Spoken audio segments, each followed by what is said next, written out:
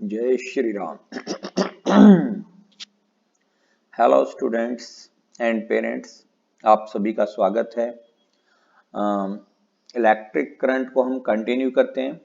ये हमारा third part है इलेक्ट्रिक करंट का।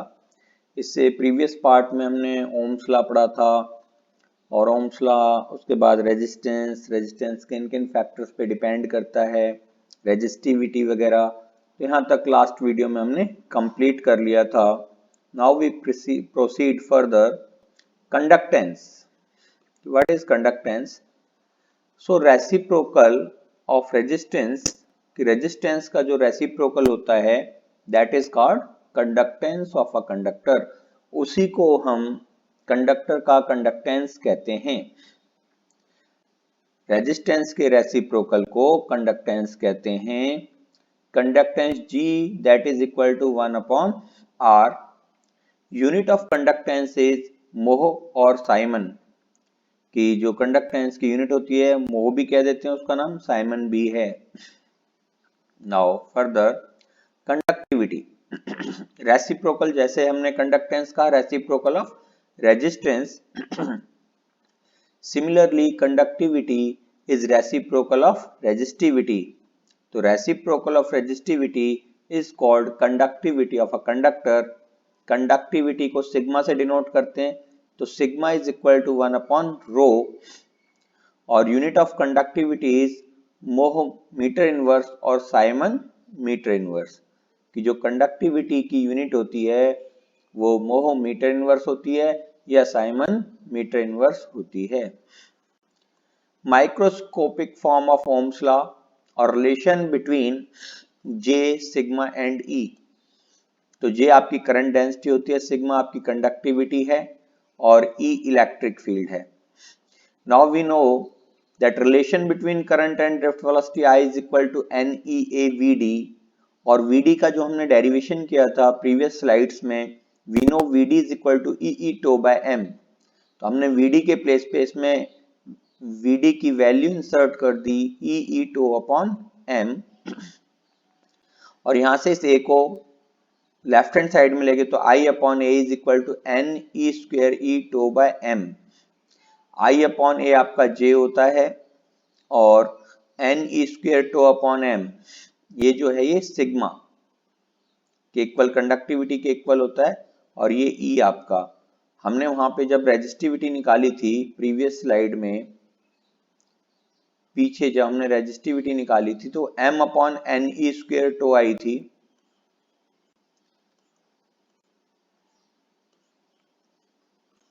प्रीवियस वीडियो में आप देखेंगे कि जो रेजिस्टिविटी हमने निकाली थी वो हमारी N E square upon tau I थी।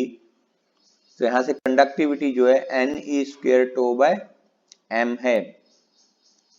तो न्यूमेरिकल पॉइंट ऑफ व्यू आपको कंडक्टिविटी के लिए भी एक फॉर्मूला मिल गया, and J is equal to sigma into E। This is called microscopic form of Ohm's law और relation between J, sigma and E।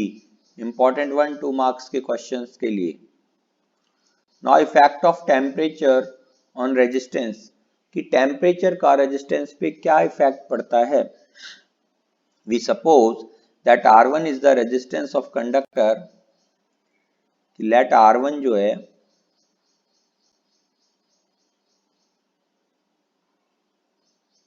R1 is resistance of conductor, कि resistance है कंडक्टर का T1 डिग्री सेल्सियस पे। Similarly R2, this is the resistance of conductor at T2 degree Celsius, कि ये T2 degree Celsius पे है और R1 जो है वो T1 डिग्री सेल्सियस पे है। तो इंक्रीज इन रेजिस्टेंस, भाई रेजिस्टेंस में हमारा कितना इंक्रीज कर गया, तो obviously R2 minus R1, R2 minus R1 increase कर गया।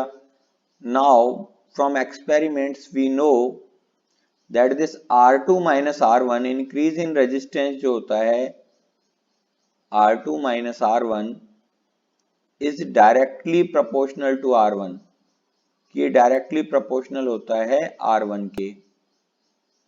ओके, सो डायरेक्टली प्रोपोर्शनल को जब हम हटाते हैं तो एक प्रोपोर्शनैलिटी कांस्टेंट आ जाता है, तो R2 minus R1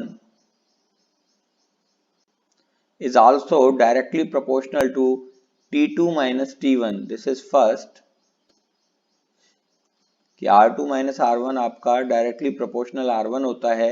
R2 minus R1 is also directly proportional to T2 minus T1 कि T2 minus T1 के भी डायरेक्टली प्रोपोर्शनल होता है।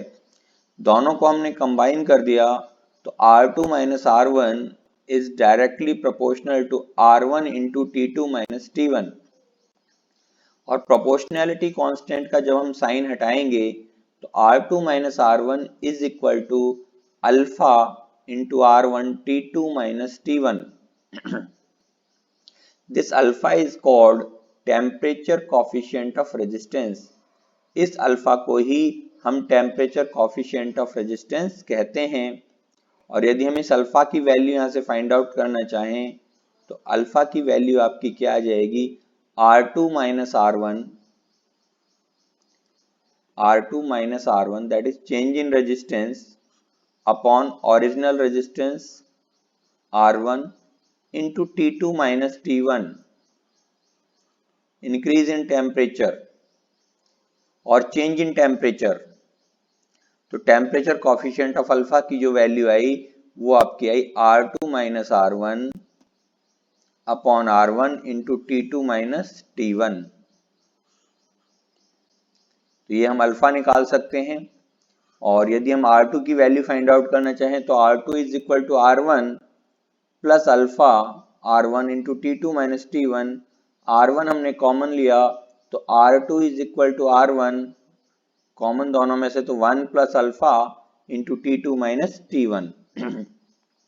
Hence our resistance increases with increase in temperature कि जो रेजिस्टेंस है भाई 1 प्लस समथिंग आ रहा है तो मीन्स R1 से ज्यादा वैल्यू होगी। तो इससे प्रूव होता है कि जो हमारा रेजिस्टेंस है वो इंक्रीज करता है with increase in temperature। Now temperature coefficient of resistance, it is defined as change in resistance। अभी हमने ऊपर देखा था ना जो निकाला था अल्फा, तो change in resistance upon original resistance into change in temperature और per degree rise in temperature. तो it is defined as change in resistance per unit original resistance per degree rise in temperature. Unit of alpha is equal to kelvin inverse और K inverse. Alpha की जो value होती है positive होती है for metallic conductors के लिए and negative for insulators and semiconductors कि सेमीकंडक्टर्स और इंसुलेटर्स के लिए जो अल्फा की वैल्यू है वो नेगेटिव होती है। Now important conceptual, why alloy like manganin eureka are used to make standard resistance coil कि जो अलॉय हैं लाइक मैग्नीन और यूरेका हैं इनका यूज क्यों किया जाता है स्टैंडर्ड रेजिस्टेंस कॉइल को बनाने के लिए। Since temperature coefficient of resistance is very small for alloys like manganese and eureka, therefore resistance does not change appreciably with change in temperature। क्योंकि इनका जो टेम्परेचर कॉफिशिएंट है alpha, sorry coefficient of resistance, temperature coefficient of resistance alpha जो है उसकी value बहुत small होती है, तो टेम्परेचर चेंज होने के बाद इनके रेजिस्टेंस में ज्यादा चेंज नहीं होता। So eureka and manganese used to make standard resistance coil, इसलिए इन्हीं को स्टैंडर्ड रेजिस्टेंस कॉइल बनाने के लिए यूज किया जाता है। Next article is series combination of resistances कि रेजिस्टर्स को हम सीरीज में किस तरह से कनेक्ट करते हैं। Resistances are connected in series, भाई पहले रेजिस्टेंस का जो सेकंड एंड है दूसरे के फर्स्ट एंड के साथ कनेक्ट हो, दूसरे का सेकंड एंड तीसरे के फर्स्ट एंड के साथ कनेक्ट हो, तो हम कहते हैं कि जो रेजिस्टेंसेस हैं वो हमारे सीरीज कॉम्बिनेशन में हैं। और सीरीज कॉम्बिनेशन में सेम करंट फ्लो करता है। हम ये भी कह सकते हैं कि resistances are connected in series if same current is flowing through each resistor when some potential difference is applied across the combination, कि कॉम्बिनेशन के अक्रॉस यदि हम कोई पोटेंशियल डिफरेंस अप्लाइड करें तो हर रेजिस्टेंस से यदि सेम करंट फ्लो करे तो वो कॉम्बिनेशन हमारा सीरीज कॉम्बिनेशन कहलाता है। तो सीरीज कॉम्बिनेशन में पोटेंशियल तो जो ड्रॉप होगा अलग अलग रजिस्टर के अलोंग डिफरेंट होगा, लेकिन सभी रेजिस्टेंसेस से जो करंट पास होगा वो सेम होगा। Now we derive the derivation. Consider R1, R2 and R3 connected in series, कि भाई तीन रेजिस्टेंसेस हैं पहला R1, दूसरा R2, तीसरा R3 और तीनों सीरीज में कनेक्टेड हैं। V1, V2 and V3 be the potential difference across R1, R2 and R3 respectively, और इनके अक्रॉस जो पोटेंशियल डेवलप हो रहा है वो क्या है, कितना है, V1 है, V2 है और V3 है। I we suppose current flow through each resistor and RS be the effective resistance or equivalent resistance, RS equivalent या effective resistance of series combination, then we know ये टोटल सेल का जो potential V था that is equal to V1 plus V2 plus V3। Now V is equal to V1 plus V2 plus V3, और by Ohm's law we know that V is equal to IR, so this is IRS net जो आपका potential होगा IRS is equal to IR1 plus IR2 plus IR3। तो यहां से I common ले लिया तो आपका आ गया R1 plus R2 plus R3, R1 plus R2 plus R3, यानी जो सीरीज कॉम्बिनेशन में रेजिस्टेंस है वो आपका मैक्सिमम रेजिस्टेंस आता है। तो RS की जो वैल्यू हो गई RS that is equal to R1 plus R2 plus R3। What does it means कि RS जो होगा that is greater than R1, also RS is greater than R2 and RS is greater than R3। इस series combination में जो equivalent resistance होगा वो हर एक individual resistor से ज्यादा होगा।